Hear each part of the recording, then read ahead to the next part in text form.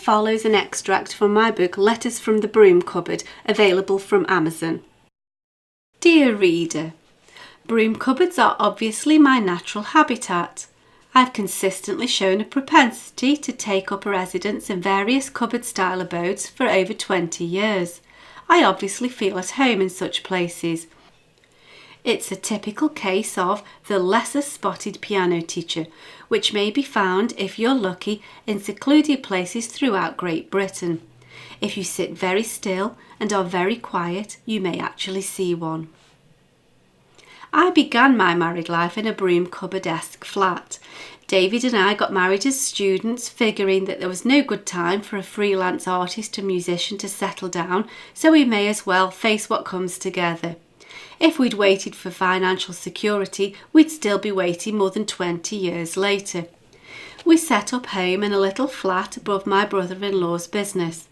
More accurately, it was split between ground level and the first floor, which branched off from a narrow winding staircase. A small kitchenette doubled as an entrance reception room, from which a spiral staircase led up to the upper living quarters. At the top of the stairs, the door straight ahead led to the main living room, which also served as a dining room and art studio. Even I couldn't get a piano up there.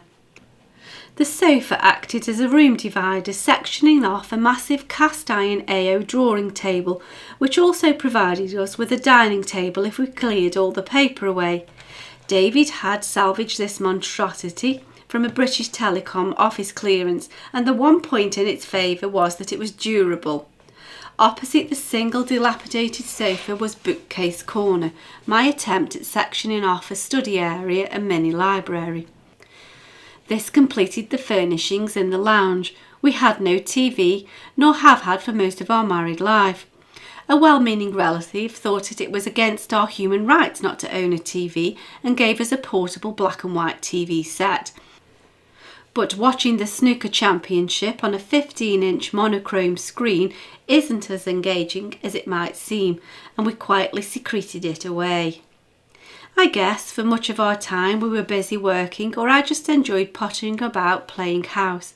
I did have my flute that I could play there, but I'd had to keep my piano at my parents' house, so I'd visit them to do some piano practice or to teach the few pupils I'd got at the time.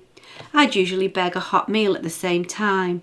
For many hours David would be working at his drawing table, and I'd sit wrapped in blankets doing some sewing or reading a book. One evening we'd shared a bottle of wine, and David thought that it would be a good idea to paint my portrait, and so, between sips, a hasty oil sketch was executed. At the end of the evening we looked with pleasure at the canvas resting on top of bookcase corner, and went to sleep satisfied with our evening. Hindsight is a wonderful science, and we now know, with the wisdom of age and experience, that alcohol and portraiture do not make a happy partnership. The next morning I skipped happily into the lounge and, on seeing the bedaubed canvas, broke down in tears when I thought that I really might look like what was depicted in oils. I'm still haunted by that canvas because I can't ever remember us throwing it away.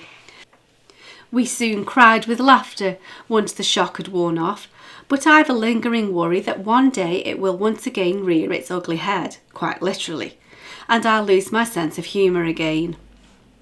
There was a small window in the lounge, an unusual luxury in my experience of broom cupboards, which overlooked a main roundabout on a busy major junction. This view wasn't as bad as it sounds, as the town was a Britain and Bloom prize winner. At the centre of the roundabout several subways converged, and a floral centrepiece made for quite a pretty view. We referred to this as our garden, and during the summer months we would sometimes join the resident tramps and eat a picnic there. We had a very happy start to our married life in that perky little flat. Perhaps that explains why I'm happy to continue to exist in a variety of broom cupboards years after our domestic residence has improved and enlarged. I obviously find a sense of womb-like security when working in various closeted practice rooms. If you stay very still, you might observe similar specimens of the lesser spotted peripatetic music tutor in their natural habitat. Be very careful not to alarm them. Gratefully yours. For the full collection of Letters from the Broom Cupboard, available from Amazon in paperback or as an ebook, follow the links in the cards in the description box or find details on my website at sharonbill.com. Thanks for listening.